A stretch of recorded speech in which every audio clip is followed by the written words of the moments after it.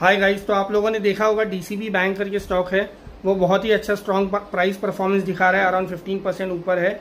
उसके तीन main reason है। जो इसका Q2 रिजल्ट आया है वो फाइनेंशियल परफॉर्मेंस अच्छा है, बिजनेस ग्रोथ परफॉर्मेंस अच्छा है और उसके साथ वैल्यूएशन भी जो स्टॉक का है वो बहुत चीप है एक हिसाब से as compare to other peers. इसी वजह से स्टॉक ने आज बहुत ही जबरदस्त पॉजिटिव रिएक्शन दिखाया है। तो हम पहले देखेंगे financial performance. Net interest margin जो है वो लास्ट क्वार्टर के मुकाबले इम्प्रूव हुआ है। उसके बाद उसी की वजह से जो NII है, नेट इंटरेस्ट इनकम, उसका अराउंड 18-19% का ग्रोथ रहा है।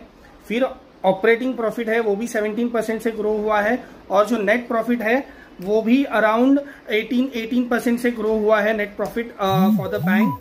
और इसीलिए आप लास्ट क्वार्टर के मुकाबले रिटर्न ऑन एसेट और रिटर्न ऑन इक्विटी दोनों भी जो है वो सिक्वेंशली काफी अच्छा ग्रोथ दिखाया है।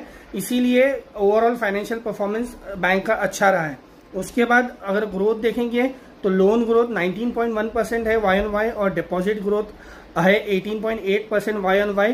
जो इंडस्ट्री जो ग्रो कर रही है उसके काफी ऊपर है और अप्रोक्सीमेटली ये जो ग्रोथ है वो I think around next medium term में बैंक का जो ग्रोथ है वो इंडस्ट्री ग्रोथ के ऊपर ही रहने का चांस है। इसीलिए इस मामले में भी आउटलुक जो है वो बैंक का बहुत ही पॉजिटिव है।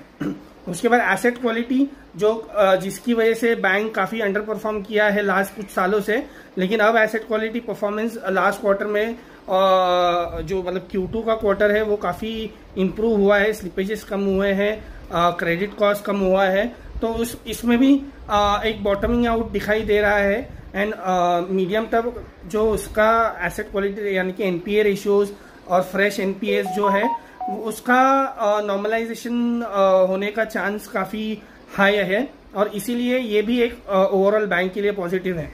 उसके बाद वैल्यूएशन देखिए तो bank generally price to book में वैल्यू होते हैं और ये बैंक जो है वन से भी नीचे प्राइस टू बुक में ट्रेड कर रही है, इसीलिए वैल्यूएशन काफी चीप है। ऑब्वियसली उसका रीजन उसका पिछला परफॉर्मेंस इतना अच्छा नहीं था, लेकिन अभी आगे चल के अगर ओवरऑल इंप्रूवमेंट दिखाई देती है आउटलुक के हिसाब से, ग्रोथ और NPA और फाइनेंशियल परफॉर्मेंस के हिसाब से, तो इसकी री रेटिंग हो सकती है और ये 1-2 साल में अगर अच्छा इंप्रूवमेंट करे तो ये स्टॉक का बहुत ही अच्छा खासा आपको रिटर्न मिल सकता है।